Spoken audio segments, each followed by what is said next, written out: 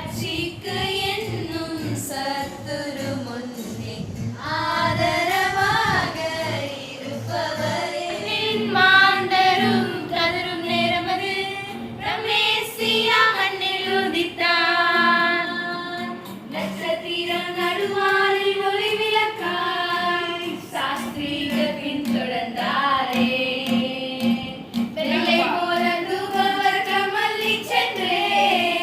அர்ப்பணித்தார் அவர் திருமுன்னே என் தேவன் எனக்காய்